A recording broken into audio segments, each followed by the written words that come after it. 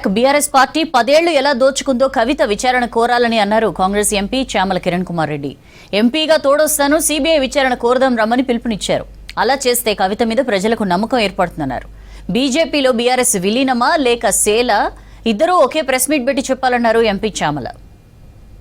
కవితమ్మ ఈరోజు ఎక్కడో గోదావరికంలో కూడా కాంగ్రెస్ పార్టీలో సామాజిక న్యాయం జరుగుతలేదన్న విషయాన్ని మాట్లాడే ప్రయత్నం చేసింది.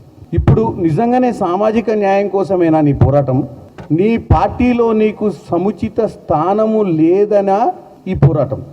రావాల్సిన సొమ్ము, దోచుకున్న సొమ్ములో రావాల్సిన నీ వాటా రాలేదని నీ ఆవేదననా?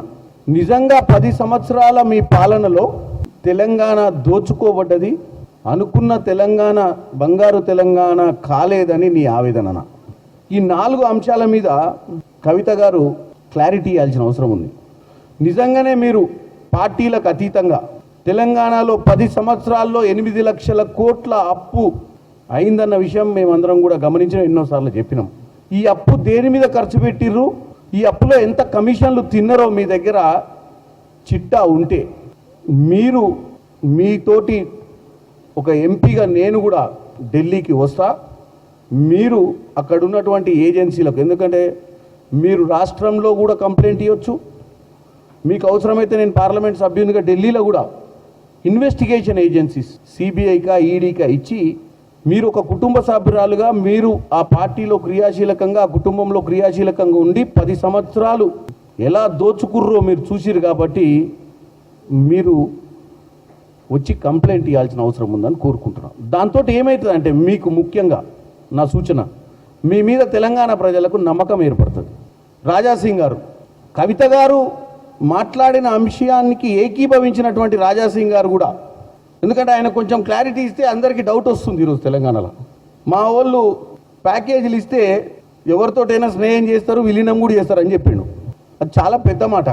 బీజేపీ వాళ్ళకి 8 మందిని గెలిపించిన తెలంగాణ ప్రజలకు ఇవాళ మీలో ఒక్కరిని కూడా నరేంద్ర మోడీ గారికి మీ మీద ఎంత గౌరవం ఉంది, ఈ ఓట్ల మీద ఎంత గౌరవం ఉంది, ఇచ్చిన 8 మంది మీద ఎంత గౌరవం ఉంది, ఇచ్చినటువంటి తెలంగాణలో వీళ్ళకి ఇన్ని ఓట్లు వేసి ఎంత గౌరవం ఉందో మనకు క్లియర్గా కనపడుతుంది. అలా ఇక్కడ కాంగ్రెస్ గెలవంగానే ఇక్కడ కాంగ్రెస్ ఒక్క సీటు కూడా రావద్దు తెలంగాణలో. పార్లమెంటుకు మీరు ముగ్గురు కలిసి ఫైట్ చేస్తే కాంగ్రెస్కి 10, 12, 13 సీట్లు వస్తాయి. మీ ఇద్దరు ఎటు కాకుండా అయిపోతామని చెప్పి వీళ్ళు కుమ్మక్కై బీఆర్ఎస్ పార్టీ క్యాండిడేట్లను సరిగ్గా పెట్టకుండా వాళ్ళ ఓట్లన్నీ కూడా బీజేపీకి ట్రాన్స్ఫర్ చేసినట్టుగా ఈరోజు రాజాసింగ్ చెప్పిన మాటలలో తేట తెల్లం అయిపోయింది. ఒక్క సీటు కూడా రాదా బీఆర్ఎస్కు పార్లమెంట్లో?